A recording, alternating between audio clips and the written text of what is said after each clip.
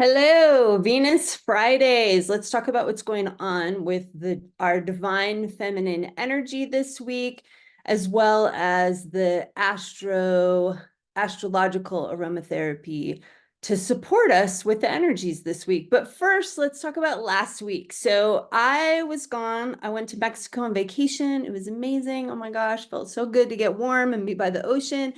And I didn't do a Venus Friday. So sorry if you missed that. So let's just talk about a few highlights from last week that are still going to be with us. And then we'll dive into what's going on this week specifically. So I'm looking at my notes here. We had Venus entered Taurus and Mars entered Aries, which I think is really interesting that they both moved into signs that are considered like traditional rulerships or traditional resonant energies with those two, our divine feminine and our divine masculine. So the feminines moved into Taurus, the embodiment sign, right? Taurus is the sign that wants to just relish in the pleasures of being in the body on the earth, right? So spring in the northern hemisphere where I live, it's like the bulbs are popping up, the sun is getting stronger, it feels good when it's not snowing here on my skin, all of that kind of energy. And then Mars, our divine masculine, moved into Aries, which is that fiery kind of energy, right?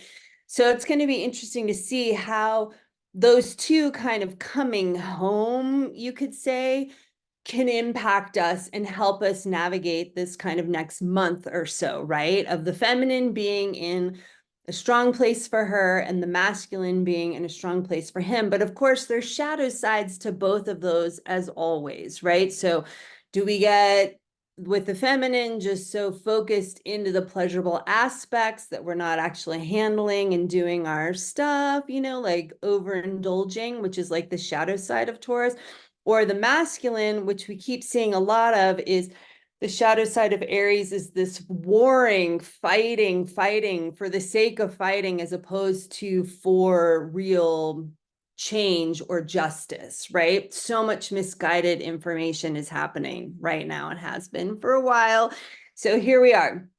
Also, Pluto went retrograde. So that's a big thing that happened last week as well. So Pluto, our planet of transformation, has kind of slowed and is taking its time and starting to retrace the area of the sky that it's just come across. So it's a time that allows us, if we choose to want to, drop into a little bit more of, is there something that we're wanting to transform, grow, become more empowered within ourselves, right? That's what Pluto always represents. So when it goes retrograde, it's a little bit of time of just stillness to kind of settle into that, which I think sets us up well for the energy that's coming in the next couple of weeks as well, because I feel like Uranus is a big player, and so much of this Taurus energy is a lot of opportunity around like, what are we wanting to empower like on the physical earth, right? So let's jump into this week now.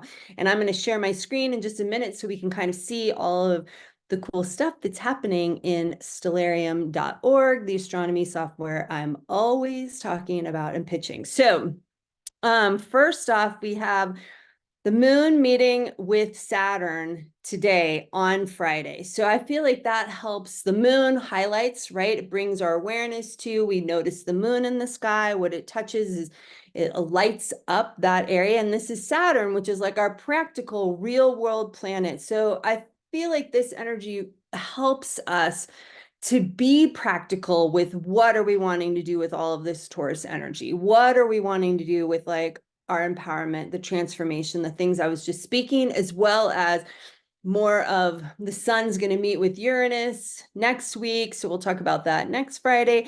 But what do we want to be doing with this kind of energy, and like, how does it really impact our day-to-day 3D, everyday real world that we're living in?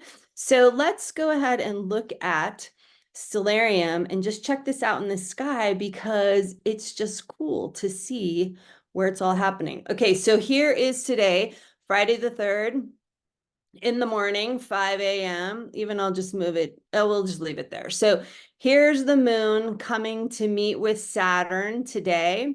And then we'll see tomorrow, it's going to meet with between them. So tomorrow morning, if you're up early, this would be a great thing to check out, is the moon between Saturn and Mars, and see what you can see in your location. And then tomorrow, also Saturday, I just want to say, is when the sun over here, right? So here's the ground. I just turned it off, but we'll turn it back on. So here we are facing east in the morning sky before the sun has risen. But we're going to take the ground away so we can see everything. And the sun here is going to reach 15 degrees of Taurus. So that's the exact halfway point between the March equinox and the June solstice. So we're halfway between spring in the northern hemisphere and we're halfway at the halfway mark of autumn in the southern hemisphere, right? So it's that cross quarter. So it could be celebrated as Beltane or Samhain, depending upon your the hemisphere that you're in, right? So it's that celebration of the middle of spring, right? Taurus, fixed sign. The season of spring is fixed. We're right in the middle of it. And as I always say, notice how that's happening in the Ram constellation here, right? So it's that energy of the tropical Western astrology is about the seasons, right? That's what determines when the sun is in the different signs, is about the seasons, as opposed to the constellations, which is within the Ram. I've talked about them before. I'll talk about it more again, but we have enough to talk about today, but it's just kind of cool to notice, right? So here, let's move another day forward, and you see the moon has now passed Mars and is moving towards meeting with Venus, and the new moon, the Taurus new moon, coming on Tuesday, right? So let's just advance a little bit more here. We'll see the moon right on the horizon there. So cool. And then now it meets with Venus, right? And here we are on the 7th. We'll zoom in a little bit.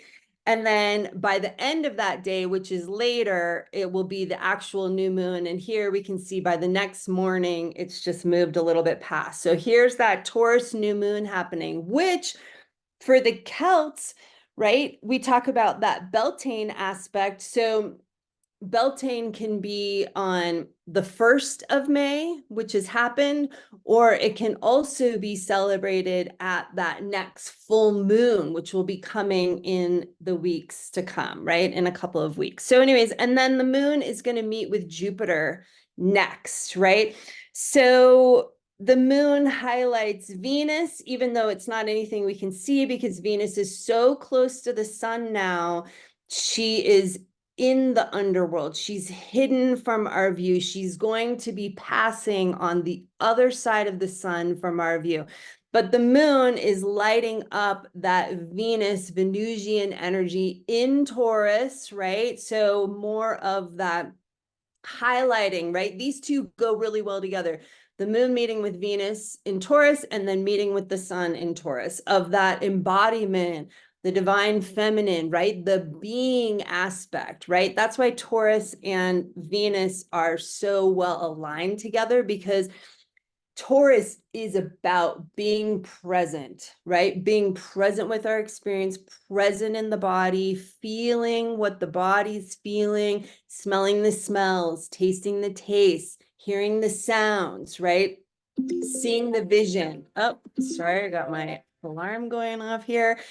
So that's an energy that's really highlighted this week, of being able to like drop in and ground. And that'll feel good to some of us that have a lot of embodiment signs on our chart, and probably feel more challenging to some of us that don't have a lot of like earth or more water-based signs in our chart and are more fire and air, right?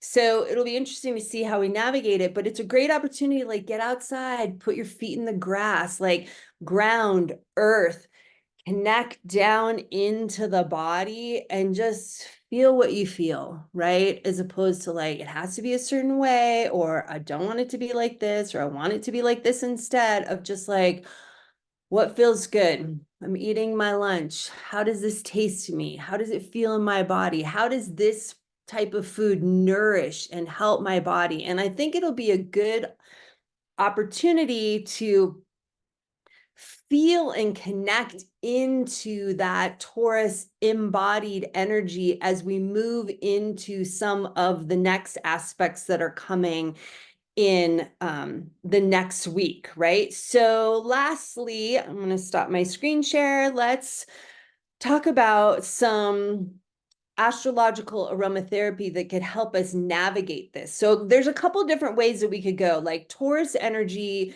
like the flowers, the blossoms are amazing, right? Like rose is perfect because it's associated with Taurus and it's associated with Venus. But also, I'm going to talk about Neroli today, which is the flower of the orange tree.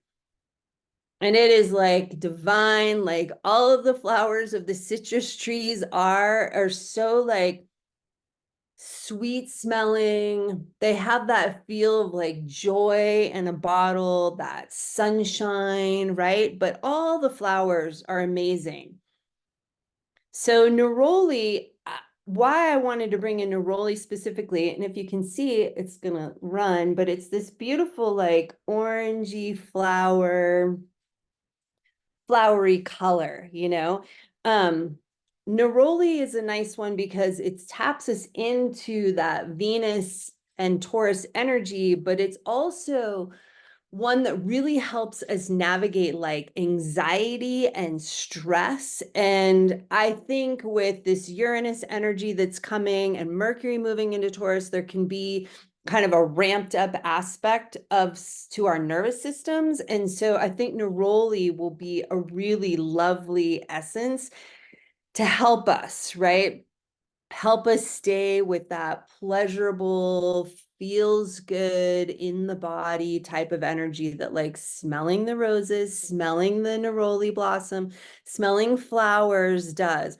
I'll just throw out as a side note too that if you do feel like you have a hard time like grounding and getting into your body, then you may even want to look at like using some of the tree essences like a spruce or a fir or a pine or like a cedar wood or something to like help you root more into the body and the physicality, where the blossom essences feel so pleasurable in the body, but they can be kind of a little more like up and out type of energy, sort of like floating off and out, right? So I'll just throw that out as a secondary bonus. All right, so thanks. Sorry to miss last week while I was in Mexico. I wanted to record something ahead of time, but it was just too much trying to get going and get my world together to go on the trip. So I have a little bit of catch up today, and I appreciate and thank you for watching. I'll see you next week. Happy Divine Feminine Week for you. Lots of love.